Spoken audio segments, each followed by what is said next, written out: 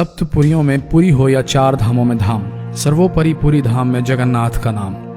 जगन्नाथ की पुरी भारत में ही नहीं बल्कि दुनिया भर में प्रसिद्ध है।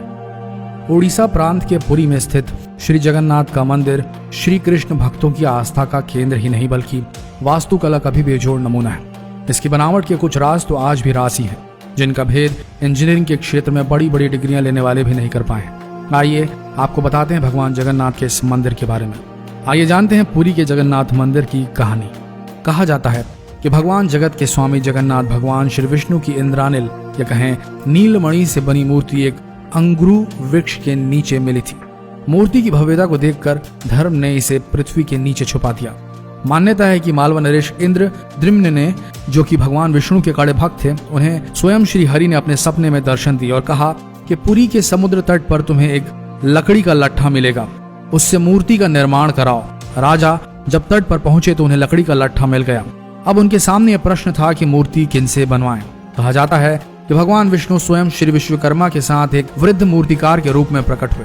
उन्होंने कहा कि वे 1 महीने के अंदर मूर्तियों का निर्माण कर देंगे, लेकिन इस काम को एक बंद कमरे में अंजाम देंगे। 1 महीने तक कोई भी इसमें प्रवेश नहीं करेगा, न कोई ताक झांक करेगा, चाहे वह राजा ही क्यों न हो। महीने का आखिरी दिन था। कमरे से भी कई दिन से कोई आवाज नहीं आ रही थी, तो कौतूहलवश राजा से रहा न गया और अंदर झांक कर देखने लगे। लेकिन तभी वृद्ध मूर्तिकार दरवाजा खोलकर बाहर आ गए और राजा को बताया कि मूर्तियां अभी अधूरी हैं, उनके हाथ नहीं बने हैं। राजा को अपने कृत्य पर बहुत पश्चाताप हुआ और वृद्ध से माफी भी मांग ली, लेकिन उन्होंने कहा कि यह दैव की मर्जी है।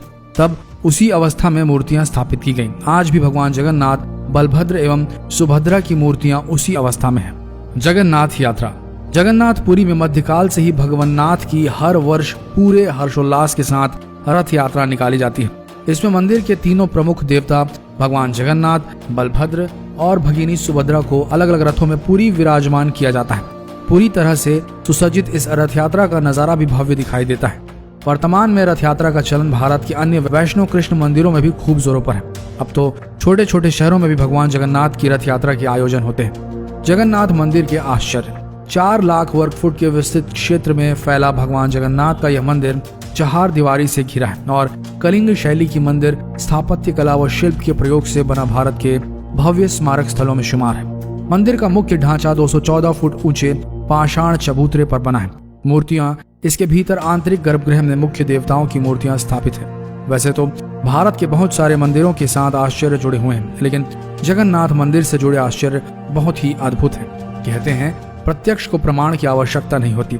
भगवान जगन्नाथ के इस मंदिर पर जाकर कोई भी इन आश्चर्यों को देख सकता है, लेकिन बहुत प्रयासों के बाद भी अभी तक इन रहस्यों से पर्दा नहीं उठा है।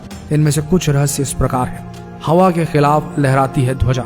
मंदिर के शिखर पर स्थित ध्वज हमेशा हवा की विपरीत दिशा में लहराता है। ऐसा क्यों होता है, ये एक रहस्य ही बना हुआ है। एक और अद्भुत बात इस ध्वज से जुड़ी है, वो ये है कि इसे हर रोज बदला जाता है और बदलने वाला भी उल्टा चढ़कर ध्वज तक पहुंचता है। मान्यता है कि यदि एक दिन ध्वज को ना बदला जाए तो मंदिर के द्वार 18 साल तक बंद हो जाएंगे। सुदर्शन चक्र। मंदिर के शिखर पर ही अष्ट धातु निर्मित सुदर्शन चक्र है। इस चक्र को नील चक्र भी कहा जाता है और इसे बहुत ही पवित्र माना जाता है। इसकी खास बात यह है कि यदि किसी भी कोने से, किसी भी दिशा से इस चक्र को आप देखेंगे तो ऐसा लगता है जैसे इसका मुंह आपकी तरफ है। दुनिया की सबसे बड़ी रसोई। श्री जगन्नाथ के मंदिर में स्थित रसोई दुनिया की सबसे बड़ी रसोई मानी जाती है। इसमें एक साथ 500 के करीब रसोई और 300 के आसपास सहयोगी भगवान के प्रसाद को तैयार करते हैं। दूसरा, प्रसाद पकाने के लिए 7 बर्तनों को एक दूसरे के ऊपर रखा जाता है और प्रसाद पकाने की प्रक्रिया सबसे ऊपर वाले बर्तन से शुरू होती है। मिट्टी के बर्तनों में लकड़ी पर ही प्रसाद पकाया जाता है। सबसे नीचे वाले बर्तन का प्रसाद आखिरी में पकता है। हैरत की बात यह भी है कि मंदिर में प्रसाद कभी भी कम नहीं पड़ता और जैसे ही मंदिर के द्वार बंद होते हैं प्रसाद भी समाप्त हो जाता है। मंदिर के अंदर नहीं सुनती लहरों की आवाज। ये भी किसी रहस्य से कम आपको नहीं लगेगा कि मंदिर के सिंहद्वार से 1 कदम आप अंदर रखें तो आपको समुद्र की लहरों की आवाज सुनाई देना बंद हो जाएगी, विशेषकर शाम के समय। आप इस अद्भुत अनुभव को बहुत अच्छे से महसूस कर सकते हैं, लेकिन जैसे ही मंदिर से बाहर कदम निकाले आपको स्पष्ट रूप से लहरों की आवाज सुनाई देनी शुरू हो जाएगी। मंदिर के ऊपर नहीं मारते परिंदे भी पर। एक कहावत तो आपने सुनी होगी कि हाँ, मर्जी के बिना परिंदे भी पर नहीं मार सकते, लेकिन जगन्नाथ मंदिर में तो इस कहावत को सच होते आप अपनी आंखों से देख सकते हैं। परिंदों का पर मारना तो दूर, हवाई जहाज तक मंदिर के ऊपर से नहीं गुजरते। नहीं होती ऊपरी हिस्से की परछाई।